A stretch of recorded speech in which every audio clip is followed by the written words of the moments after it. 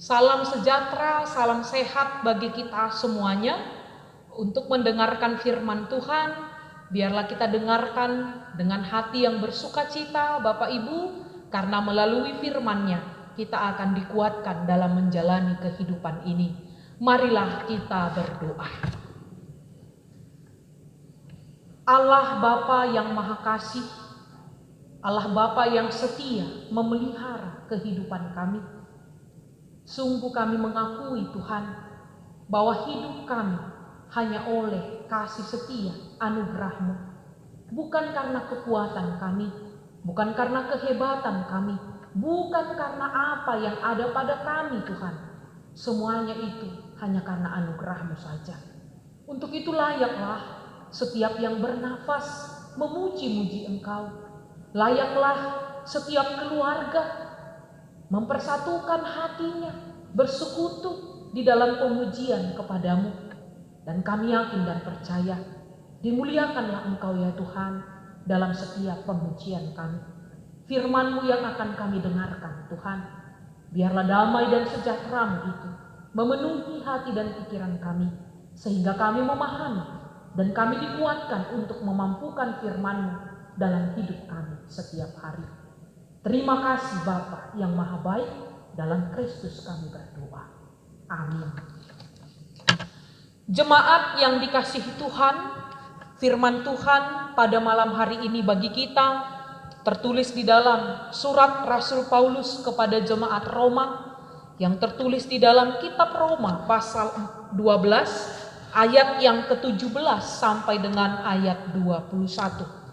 Saya membacakannya bagi kita. Demikian firman Tuhan. Janganlah membalas kejahatan dengan kejahatan. Lakukanlah apa yang baik bagi semua orang. Sedapat-dapatnya, kalau hal itu bergantung padamu, hiduplah dalam perdamaian dengan semua orang. Saudara-saudaraku yang kekasih, janganlah kamu sendiri menuntut pembalasan, tetapi berilah tempat kepada murka Allah, sebab ada tertulis, pembalasan itu adalah hakku. Akulah yang akan menuntut pembalasan, firman Tuhan. Tetapi jika seterumu lapar, berilah dia makan. Jika ia haus, berilah dia minum. Dengan berbuat demikian, kamu menumpukan bara api di atas kepalanya. Bapak Ibu, saudara-saudari, anak-anak sekolah minggu yang dikasihi Tuhan, mari kita baca bersama ayat 21. Janganlah kamu kalah terhadap kejahatan, tetapi kalahkanlah kejahatan dengan kebaikan. Demikian pembacaan firman Tuhan. Bapak Ibu yang dikasihi Tuhan, dalam perjalanan kehidupan kita, tentu kita sering mendengarkan ungkapan seperti ini. Kalau dia jual, saya beli. Sekali lagi Bapak Ibu, kalau dia jual, saya beli. Begitu. Bapak Ibu, tentu perkataan tadi tidak bermakna harfiah. Yang kita bayangkan ada transaksi jual beli layaknya di pasar atau dalam hal perdagangan. Tetapi ungkapan yang sering kita dengar itu sering lahir dan pasti lahir dari satu situasi di mana antara si A dan si B, Bapak Ibu, sedang dalam kondisi relasi yang tidak baik. Sehingga baik si A ataupun si B, Bapak Ibu, harus menyatakan itu. Kalau dia jual, saya beli. Biasanya ini Bapak Ibu lahir karena tentu pasti ada alasan, tentu pasti ada situasi yang tidak baik, dan biasanya itu karena kemarahan. Kemarahan seseorang terhadap yang lain. Sehingga Bapak Ibu, kita dapat melihat bahwa ucapan tadi sangat tidak dikehendaki oleh Allah melalui firman Tuhan pada malam hari ini. Karena mulai dari ayat 17 dan itu ditutup tadi di ayat 21, Bapak Ibu, dikatakan jangan balas kejahatan dengan kejahatan.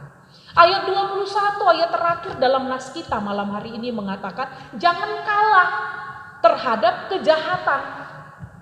Bagaimana caranya kita mengalahkan kejahatan? Kalau kejahatan dibalas dengan kejahatan, yang gak ada yang menang Bapak Ibu, sama aja. Tetapi hanya ada satu cara mengalahkan kejahatan, yaitu balaslah dia dengan kebaikan. Jemaat yang dikasihi Tuhan, saya yakin baik saya, Bapak Ibu, pemuda-pemudi, anak-anak sekolah minggu yang mendengarkan firman Tuhan ini sangat setuju jika saya katakan adalah lebih mudah melakukan yang jahat dari yang baik. Bapak Ibu, sekali lagi, kalau saya mengatakan adalah lebih mudah melakukan yang jahat daripada yang baik. Karena apa Bapak Ibu? Melakukan kejahatan tidak dibutuhkan upaya yang keras seperti melakukan kebaikan. Melakukan kejahatan itu Bapak Ibu gak perlu belajar. Gak perlu memperhitungkan orang lain. Melakukan kejahatan itu cukup. Jika sudah mantap untuk diri sendiri, lakukan saja. Kejahatan akan tercipta. Tapi tidak dengan demikian dengan kebaikan. Melakukan kebaikan itu lebih sulit Bapak Ibu. Tetapi itulah yang harus kita upayakan. Itulah yang harus kita lakukan. Kita setuju nih Bapak Ibu. Kalaupun gak setuju gak apa-apa. Tapi bagi saya dalam memaknai kehidupan ini, melihat lebih mudahnya kejahatan terjadi, saya sampai kepada kesimpulan adalah lebih mudah melakukan yang jahat dari yang baik. Itulah yang dilihat, yang diketahui oleh Rasul Paulus dalam konteks kehidupan jemaat Roma, Bapak Ibu. Sehingga kita dapat melihat bagaimana surat Roma ini sangat mengangkat cerita apa konteks yang terjadi ketika itu, sehingga Rasul Paulus memberikan pengajaran khususnya dalam hal tadi, jangan balas kejahatan dengan kejahatan. Yang kedua, kita harus hidup damai dengan orang lain, dengan semua orang. Dan yang ketiga, jangan melakukan pembalasan Bapak Ibu. Yang pertama mau kita lihat jemaat yang dikasihi Tuhan, melakukan kebaikan sekalipun itu lebih sulit, tetapi jika kita sungguh-sungguh mengakui kita anak Allah, kita sudah ditebus, sudah dimerdekakan oleh Kristus, Tuhan dan Juru Selamat kita, maka kita mampu untuk melakukan kebaikan. Mari kita buka kitab 2 Timotius, Bapak Ibu. Kitab 2 Timotius pasal yang ketiga ayat yang ke-17. Mari kita baca bersama-sama 2 Timotius 3 ayat 17 dikatakan demikian. Dengan demikian, tiap-tiap manusia kepunyaan Allah diperlengkapi untuk setiap perbuatan baik. Bapak Ibu, kalau kita mengakui kita ini adalah kepunyaan Allah, kita anak Allah, kita orang-orang yang sudah diselamatkan Allah, maka tidak ada alasan kita mengatakan saya nggak mampu melakukan kebaikan. Karena sesungguhnya Allah sudah memperlengkapi kita. Allah sudah memampukan kita dan membuat kita menjadi pelaku-pelaku kebaikan itu. Terjawab yang pertama ya Bapak Ibu ya. Kalau tadi dikatakan jangan balas kejahatan dengan kejahatan. Karena kejahatan hanya kalah oleh karena kebaikan. Maka saya, Bapak Ibu Saudara, semua kita harus terus berjuang untuk melakukan kebaikan dalam hidup kita. Bapak Ibu, mungkin berbicara tentang kebaikan, ini konteksnya luas. Rasul Paulus secara khusus dalam pasal 12 ini, di ayat 17 sampai 21, ingin mengajarkan hal yang lebih khusus. Kalau berbicara kebaikan, itu luas, tetapi ada yang lebih khusus yang dikatakan kebaikan seperti apakah yang harus diupayakan dan kita sudah dimampukan untuk itu. Yang pertama, Bapak Ibu, kebaikan yang menjadi kehidupan kita, di mana kedamaian, perdamaian itu selalu kita usahakan kepada semua orang, kepada siapapun yang kita kenal, yang dekat ataupun yang jauh dari kita dalam hidup kita saat ini. Bapak Ibu, apakah juga mudah mengupayakan, menciptakan perdamaian? Banyak orang yang sangat cepat-cepat mengatakan kata maaf, maaf dan maaf. Tetapi itu tidak lahir dari hati yang paling dalam. Itu hanya lip service saja, Bapak Ibu, yang tidak lahir dari penyesalan yang paling mendalam. Sehingga memang sulit kedamaian, perdamaian, relasi yang damai itu tercipta.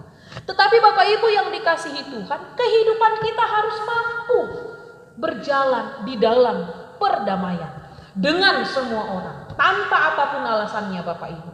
Si kakak dan si adik harus berdamai. Orang tua dan anak harus berdamai. Warga dan pelayan gereja harus berdamai.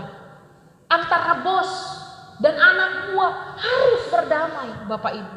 Pemerintah dengan rakyatnya harus berdamai. Mutlak perdamaian menjadi salah satu dasar prinsip jika kita bersungguh-sungguh menjalani kehidupan ini di dalam kebaikan untuk mengalahkan kejahatan itu. Bapak Ibu yang dikasihi Tuhan, yang kedua, dalam kehidupan ini kita tidak dapat memungkiri bahwa kita selalu saja tidak pernah merasakan sakit hati. Kita tidak pernah marah. Kita tidak pernah dilukai orang lain. Selama kita di dunia ini Bapak Ibu, itu harus kita hadapi, itu harus kita lakukan. Tetapi di poin yang kedua Rasul Paulus mengingatkan bahwa ketika itu terjadi, janganlah melakukan pembalasan ketika kita merasa disakiti, ketika kita merasa dianiaya, ketika kita dirugikan, ketika kita difitnah, ketika kita diadu domba, ketika kita diprovokasi. Bapak Ibu, saya yakin itu sakit, Bapak Ibu, dan bisa membuat akar pahit dalam kehidupan. Tetapi firman Tuhan mengatakan, hakulah pembalasan. Sehingga kita dapat menerima. Mengapa kita tidak dapat membalaskan itu Bapak Ibu? Dasar yang terutama adalah karena sesungguhnya kita juga orang-orang yang beroleh pengampunan. Karena sesungguhnya kita juga adalah orang-orang yang diampuni. Karena sesungguhnya kita juga orang-orang yang dibenarkan, bukan benar tapi dibenarkan. Kita juga sesungguhnya adalah orang-orang yang dimampukan untuk mampu menerima semua yang sakit dan tidak enak tadi. Jadi Bapak Ibu, kalau kita sudah mampu mengatakan, ketika kita tahu nih sesuatu dikatakan tidak baik tentang kita, kita marah, itu wajar Bapak Ibu. Marah itu bukan dosa Bapak Ibu. Marah itu wajar Bapak Ibu. Tetapi ketika kita mampu mengatakan, ketika itu datang dan kita tahu sedang dalam situasi itu, kita tahu sedang difitnah, kita tahu sedang disakiti, kita tahu sedang dipandang sebelah mata, kita tahu sedang dirugikan.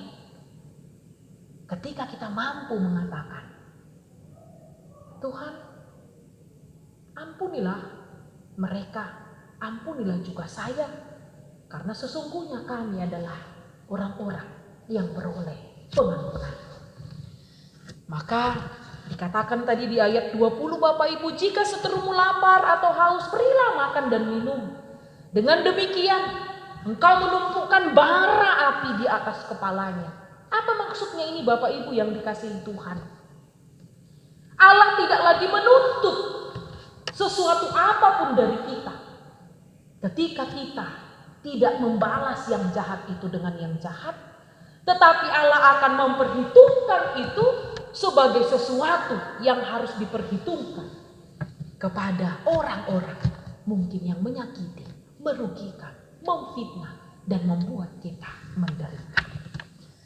Bapak Ibu yang dikasihi Tuhan, kalau tadi saya katakan kejahatan itu hanya bisa kalah dengan kebaikan, mari melakukan kebaikan, khususnya dalam konteks hal-hal khusus yang diajarkan Paulus dalam firman ini.